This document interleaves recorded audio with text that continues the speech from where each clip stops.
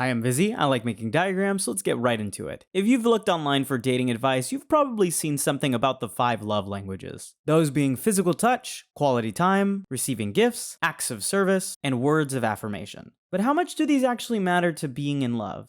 Even from their inception, there's been criticism towards these 5 love languages, which I'll leave some videos in the description discussing that. But what it boils down to is these languages don't say enough about what love really is, and drastically oversimplify how we show love. Even the idea that you only prefer love in one way is kind of interesting, because how are you to physically touch a partner if you don't spend time with each other? Or you could really say that with any of the other love languages with time, as it seems like it's the highest of importance on the hierarchy. But I digress. Really, when it comes down to it, these love languages only seek to explain romantic love.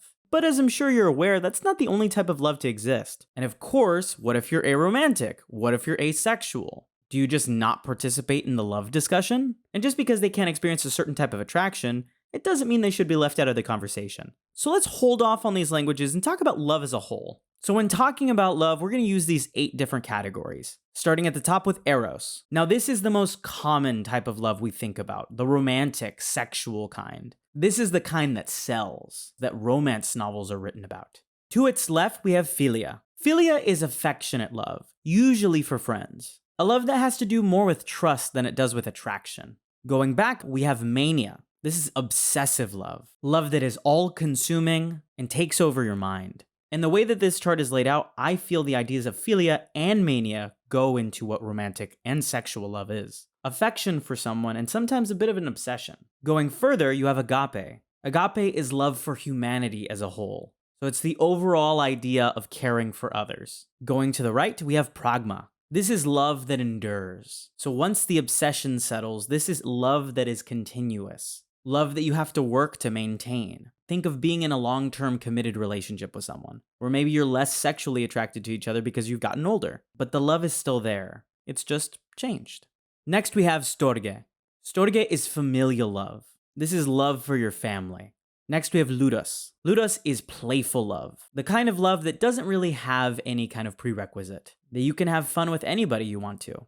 The type of love that could exist for anybody. And at the very bottom, we have Philautia. This is self-love, which has all to do with caring for yourself. And in the way this diagram has it, Eros is opposite to Philautia. So full romantic love for someone else versus love for the self.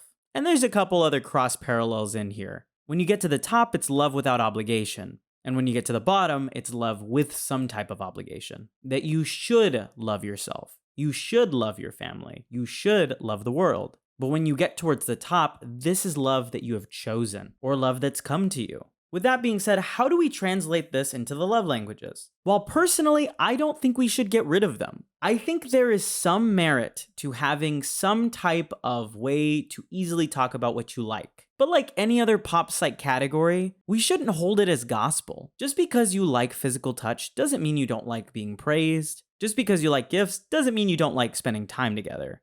But what I want to do with this is expand it. There are so many ways to show love for somebody. And like we discussed earlier, not even just in a romantic way. How you treat your friends, how you treat your family, how you treat the people around you. All of that is a type of love. So what I've gone ahead and done is I've grabbed a whole bunch of different concepts for how to show love. Because to me, showing love is not just these 5 things. It's everything. It's giving each other a cute nickname, flirting, body doubling, deep pressure, the occasional high five. Info dumping, playing games together, showing each other new music, sending each other cute messages, support swapping, penguin pebbling, body doubling, parallel play, empathy, dress up, movies, food, exploring. All of these things are about love. And why limit something so impactful? Claiming that these 5 ways are the only way to show love is silly. And that's why I've saved the ultimate love language for last. Sending each other memes. While this is partially a joke, I do think that sending each other some type of funny image, or something that you personally found funny, is definitely a love language. Especially with most of our lives being online, and so much information coming at us all at once, I think there is a beauty in being able to laugh at something together. Even if it's a little absurd, even if you maybe don't completely get it, I think it's kind of similar to love in a way. I don't really know how it works, but I kind of prefer it that way. So what do you think? What's your favorite way to show love to somebody? And again, it doesn't have to be romantic or sexual. Like, how do you treat your friends or your family? Or maybe you're part of a found family. I'm excited to hear what you have to say. And if you liked the video, please leave a like and subscribe. And as always, thanks for watching.